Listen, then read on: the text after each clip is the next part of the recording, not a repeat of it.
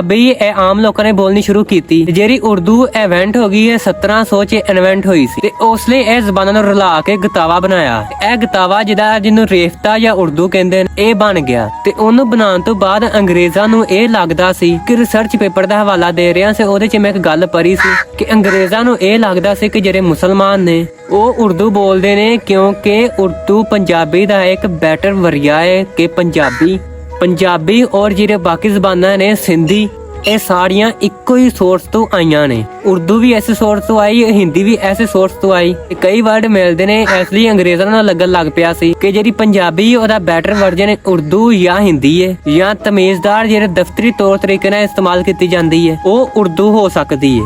ਇਸ ਵਜ੍ਹਾ ਨਾਲ ਪੰਜਾਬੀ ਨੂੰ ਉਹਦੇ ਦੇ ਲੋਕ ਬਦਤਮੀਜ਼ ਸਮਝਣ ਲੱਗ ਪਏ। ਉਸ ਤੋਂ ਬਾਅਦ ਪਾਕਿਸਤਾਨ ਦੀ ਮੈਂ ਐਗਜ਼ਾਮਪਲ ਦੇਵਾਂਗਾ। ਪਾਕਿਸਤਾਨ ਬਣ ਗਿਆ, ਦਫ਼ਤਰੀ ਜ਼ਬਾਨ ਉਰਦੂ ਰੱਖੀ ਗਈ। ਉਰਦੂ ਦੀ ਵਜ੍ਹਾ ਨਾਲ ਜਿਹੜਾ ਵੀ ਪੜ੍ਹਿਆ ਲਿਖਿਆ ਬੰਦਾ ਆਉਂਦਾ ਸੀ ਜਿਹੜੇ ਕਿ